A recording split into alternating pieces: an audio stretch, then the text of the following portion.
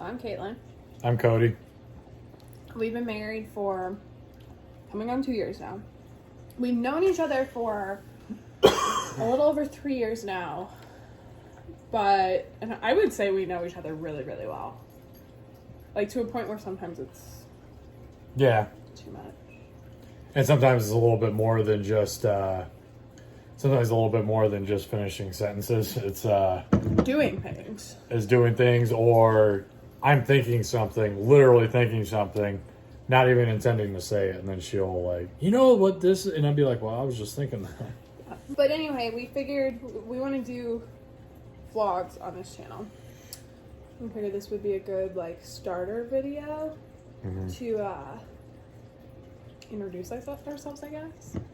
But I have my margarita that Cody just perfectly made. And then he has his bourbon. Okay. All right. What is the strangest thing you've ever eaten? So I'm asking you. What's the strangest thing I've ever eaten? Yes. I don't eat many strange things. Cody would be the one that would eat the stranger things because I'm very selective of what I eat. Not in necessarily a healthy manner because, like, I'll eat whatever. I just won't eat veggies or anything icky. Icky. I call them the icky stuff. So the weirdest thing I've ever eaten. This is gonna sound so lame. Fucking salad. Salad? Yeah. Well, I suppose it's strange to you then, yeah. Mm-hmm. Yeah. And I've actually really enjoyed salads now. I used to hate them. Yeah. What's the strange thing you've ever eaten? I haven't eaten anything that's, like, super strange, you know, not like worms or slugs or anything like that. You've eaten, like, frog's feet, haven't you? Yeah. I've eaten frog legs, turkey gizzards. This is funny. Ever tried online dating? What was your worst? What was your worst experience? Because, Cody, what did we meet on? We met on Tinder. Yeah, so we have tried online dating, and Cody, I think, was it the first date you had ever been on with me from online dating? Yes, the first person I'd ever met online was So that's her. his worst experience. Just kidding. No. That's his only experience. I've had bad experiences on online dating. Before we actually got together, I had encountered a couple of people that... worst experience was someone who, of no fault of her own, made me feel like the biggest pile of crap in the world. Here I was working... I was barely making ends meet. And she was very driven, very excited about everything. She had a very good job that allowed her to go on all these adventures and stuff. And here I was just coming out of a few bad relationships and dealing with some really personal stuff that was just it was all of my own doing. I had put myself in a very bad position in life, and it's always the worst experience when you start talking to someone you're interested in and they seem to have it all together. And even if they tell you about times where that's not the case, you still feel like, wow. Well, you're in different phases in life. Yeah. And that's always the worst experience. Otherwise, I've never met any creeps that I know of on there. There was someone who was in a different part of the political spectrum from me, which isn't a turn off to me. Mm-mm. It was the fact that she was cramming it down my throat, and yeah.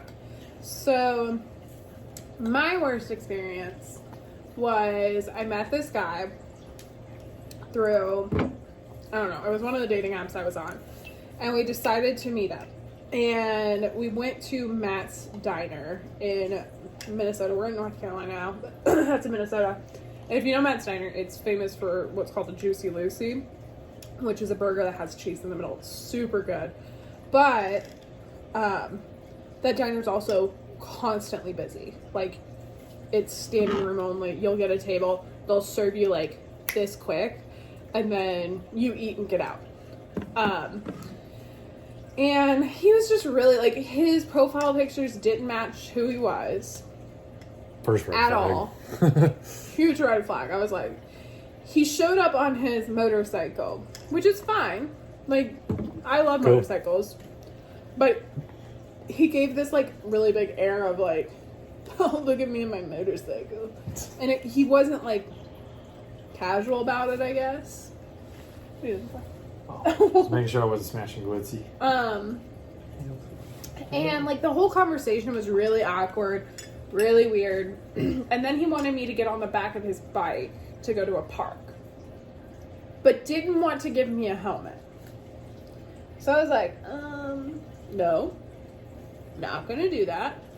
So finally he was like, oh, I think I have an extra helmet. Gave me a helmet. And we went the wrong direction to the park, so we went to the other side. And he was just, like, a really, like, he drove safe. But, like, as someone who has not ridden on a motorcycle before, I love motorcycles and I would love the idea of owning a motorcycle one day. But I had never at this point in time ridden on a motorcycle before. And I told him that, and he didn't give me any instruction on, like, how to get on. And I am a plus-size woman, so, like, things like that always freak me out, because I'm like, I'm going to tip over the bike. I'm going to crush the bike. I'm not going to fit on the bike. And this was during, like, I'm still pretty self-conscious, but this was during a phase where my, like, self-esteem was rock bottom. So I thought I was the biggest person in the world.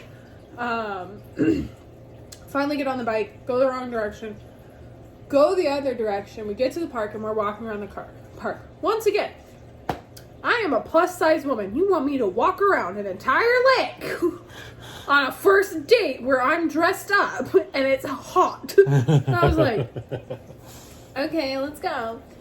So we go. And at one point towards the end of the day, and this is where it killed me, was he goes, do you want to hold hands? And I was like, yeah, whatever. So we held hands, so hold your hand. So he put his hand like this, right? Not even 2 seconds, he goes, oh, there. Oh, that's just weird. Even though he asked for it. He asked for it and then said it was weird. And his hand was sweaty and I didn't say anything about it. And I let him hold my hand. And his hand was sweaty and gross. And then we went back to my car. And then I didn't answer him. And not too long after, I met Cody. And Cody and I started dating. And I was friends with this kid on Facebook, I think. And because randomly, and like I showed you the message even, like he messaged me and he was like, what did I do wrong? And I'm not going to lie. I have learned from my mistakes, but I ghosted him because he's freaked me out. And I ghosted his ass, which is really rude, but it was so awkward. The reasoning behind it was the sound. Yeah, so that's my worst Tinder, like, in-person date. But then I had that one that I literally had met right before you, and I made a self-deprecating Snapchat and had sent it to him. And he was like, he sent me a text message and was like, just so you know, self-deprecating humor is not attractive. And I was like, well, then maybe we shouldn't talk because that's all I am, is self-deprecating humor. Like, that's how we cope with our insecurities. Yeah. And like, yeah. So, and I was like, so you I don't know. He was very pretentious. Which, I mean, you do you, boo, and that's why you do dating apps, just like try different people out. But then I met Cody, and him and I did not think that we liked each other until I went to the bathroom and he texted me and we were like, oh shit, we are reading the room so wrong right now. So that's my Tinder date. Yeah. Now look where we are. Married and in a different state. What are 2 things you would do if you woke up to find yourself completely invisible? Streak. That's legit. I mean, because you can't get in trouble. right. Just let it all out. Let it all out. Breathe. Could you get a tan if you were invisible?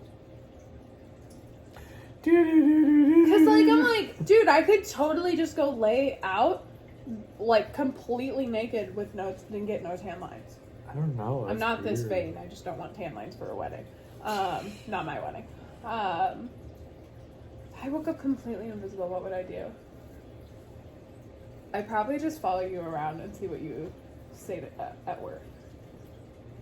That sounds so stalkery, but it's Cody says some of the like the most interesting things and does some of the most interesting things.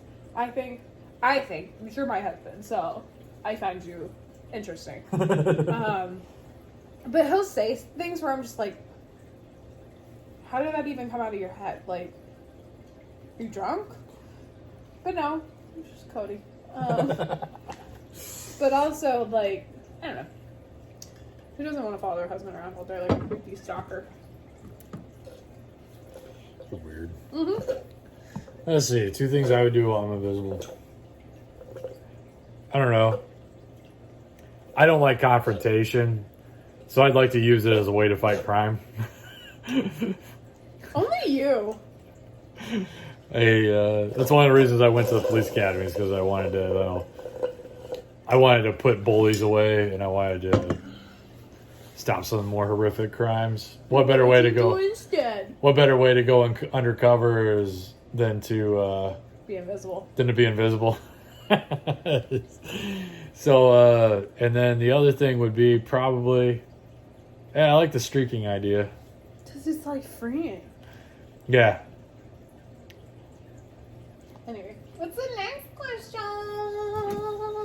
All right. What do you want your tombstone to say? She wasn't a complete bitch.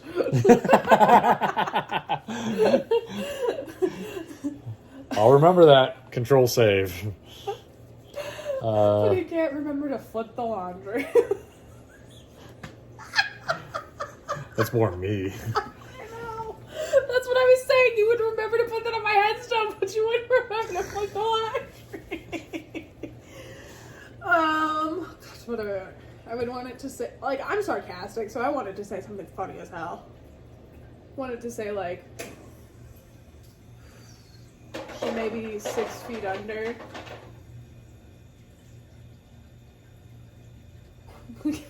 I kind of saw where you're going We with had that. to dig 6 extra feet to accommodate her boobs. She may be 6 feet under, but she's still the life of the party. Dead. Even if I wasn't dead, I still wouldn't come to your party. It's fitting for social. Yeah. Oh, what would I want my tombstone to say? You would want yours to say something like, Indiana Jones couldn't even handle this. Or like, like a Chuck Norris quote. Yeah, I'd want it to say something badass. You know? I want it to be like, you don't tell Chuck Norris what to say, Chuck Norris tells you. Like, you know, those things? Yeah. It'd be something like that. Probably. I don't know. We'd be like in plots next to each other, and mine would be like, loving mother, dutiful wife, blah blah blah. Cody's would say like, I wish I was badass, but instead I'm dead. Like, yeah, that's fine. Or I just put a quote and unquote. Nothing in between. I don't know. Wow. That'd be more on my dad's tombstone. Because he just doesn't talk. He doesn't. He's a great guy. But anyway, that's a little bit about us, I guess. Yeah, you're going to learn a lot more about us as we continue to blog. Yeah, continue to do this-ish. Yeah. But if there's anything you want to know about us, Feel free to leave your comments. like and subscribe. That's right.